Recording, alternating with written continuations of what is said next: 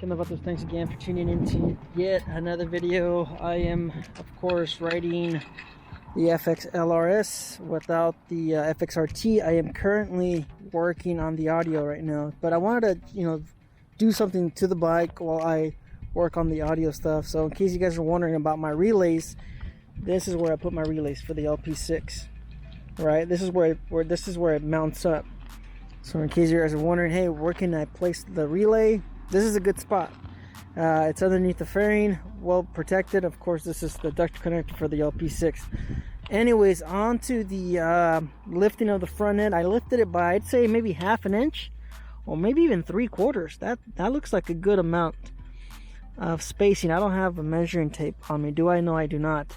I believe I raised it about half to 3/4 of an inch, and I could definitely tell the difference just riding it right now. Now keep in mind, I don't have the fairing on the front of the bike, so that's about, I'd say, about 20 pounds with the LP6. The LP6 alone weighs 5 pounds. It's a heavy light, so that could be part of it. Maybe, not having the 20 pounds on the front end is also lifting the bike slightly. On top of that, we also have the 3/4 and a half an inch to 3/4 additional onto it. So the way the bike is sitting now with the front end, it's a little bit like this. You guys get what I'm saying? Now also remember, I have a monoshock on this bike, so maybe for the last year or so I've been riding the bike kind of like this because of the monoshock.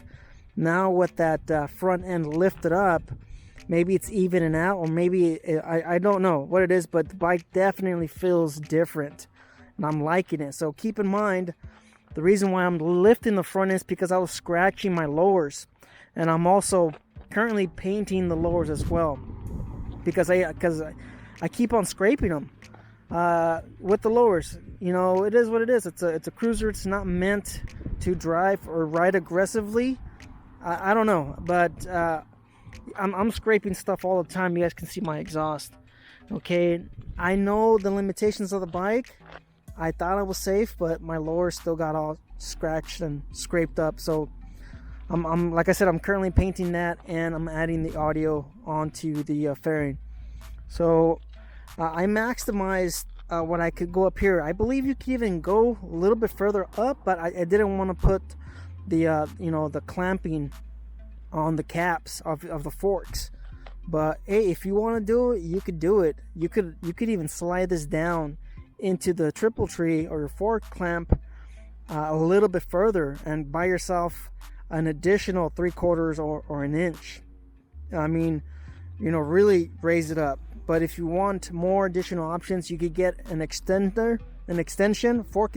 Sorry, you get a fork extension, and those are available with Big Bear Performance. They're here in California as well, so you could even lift it an additional 2 inches with those fork extenders, or I even believe maybe even 3 inches.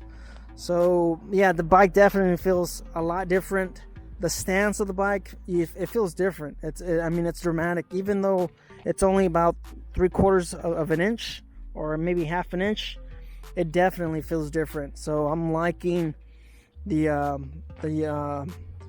front end being lifted a little bit more. Maybe I won't be scraping my lowers anymore, but yeah, there it is. So that's my first impressions. I guess in case you guys were wondering, quick little video as far as the performance of the front end. I really don't know. Like I said, this is my first impressions. I haven't really taken it out. Just the overall stance of the bike and the way the handlebars feel. I'm really liking it, because now my handlebars feel like they're about like half an inch taller.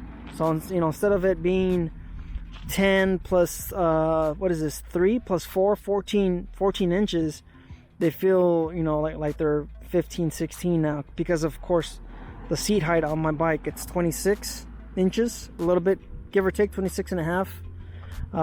So the bars feel a little bit taller. Like I said, that could be because of the weight off of the front end without the fairing. So in case you guys were wondering, as far as the Harry's Customs inserts.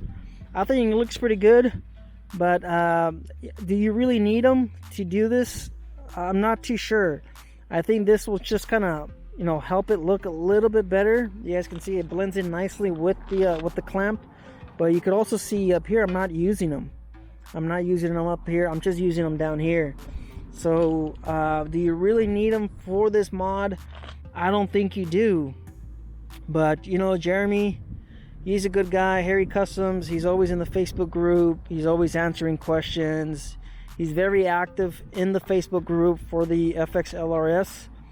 And whenever anybody has a question or anything, he's definitely the first guy to answer. So you know what, 25 bucks, not bad at all. Like I mentioned, you could, you know, if you really wanted to, you could push this all the way down in there. Hey, thanks for watching. You guys stay out there, stay safe, stay tuned for more installs. Like I said, I'm working on the audio.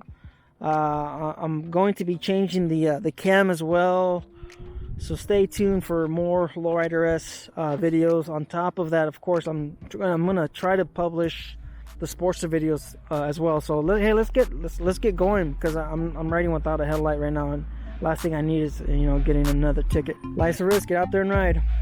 Later.